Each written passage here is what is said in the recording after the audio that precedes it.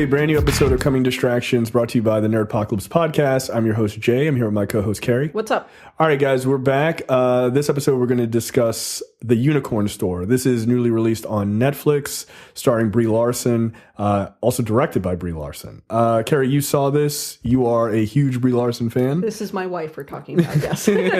So you're all in. Tell us about what the plot is and your thoughts on it. So, Unicorn Store stars Brie as Kit, who is a sort of art school fail out. Basically, she was a little too outside the box for art school. For art school. Wow.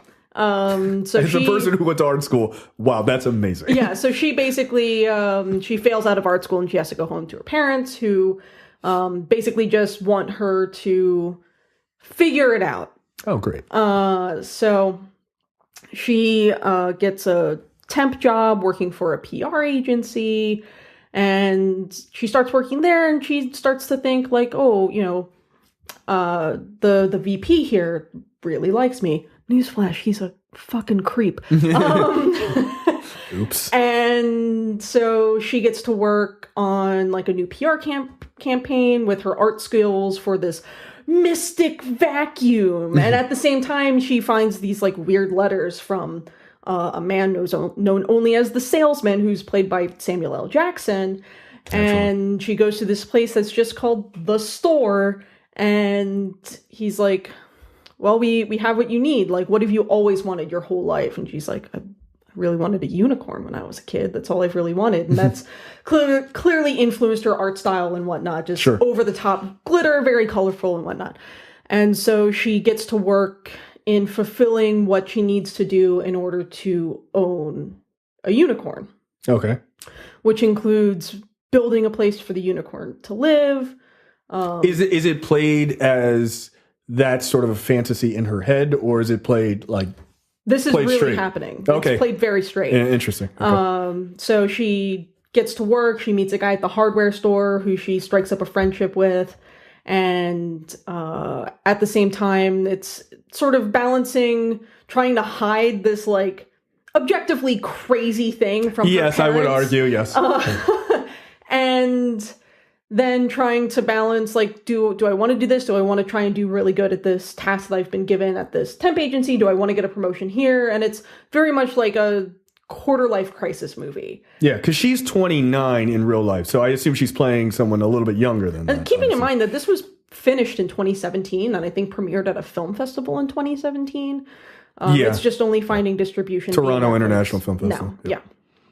So, I mean, this was produced when she was 26, 27 years old. So a perfect quarter-life crisis. Yeah, absolutely. I was fresh out of grad school at the time and very much feeling the same way as far as like, what do I want to do with my life? Right, because it's a big decision. And that's sort of the question of this movie, is Kit asking herself, what the hell am I doing with my life? Like, what do I want to do? What do I need to do? What's best for me? What's best for my relationship with my parents? Sure. What's best for my relationship with Virgil from the hardware store? Sort of like all of this stuff. So it sort of comes down to like what the unicorn sort of like metaphorically represents for her, and how she's able to take the next full step into the next phase of her life. Yeah, it's funny because the trailer actually intrigued me.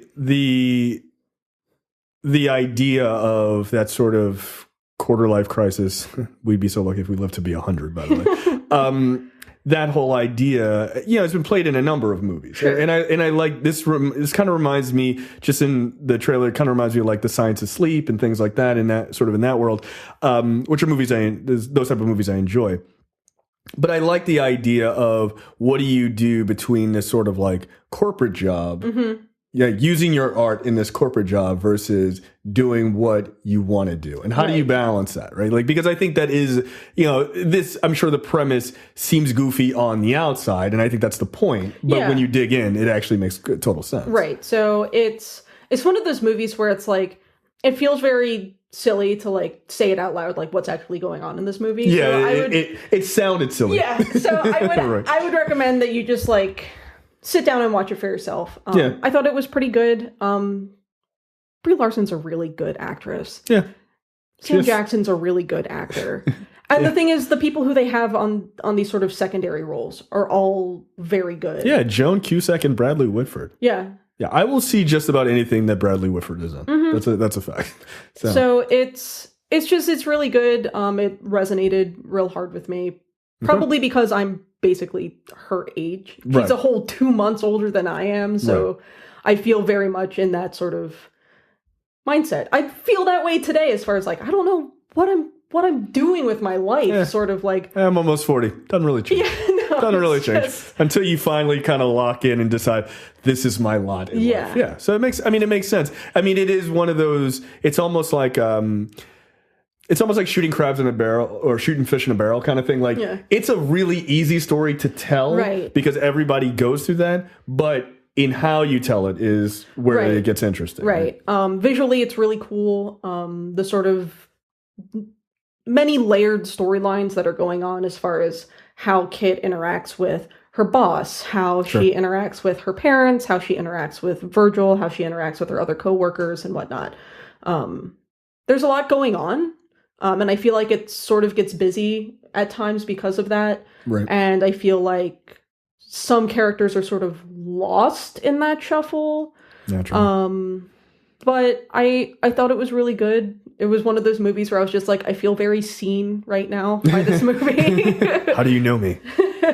Yeah. So, yeah, I mean, it's on Netflix. It's Brie Larson. It's good. Okay. You give it a score? I get 3.5, 4. Okay. All right, there you go. 3.5, 4 for the Unicorn Store, and we will see you guys next time. Thanks. Bye. You're watching the Nerdpocalypse YouTube channel. Make sure you click that button to subscribe and check out our weekly podcast where we talk about movie, TV, news, tech, and weird stories from around the internet.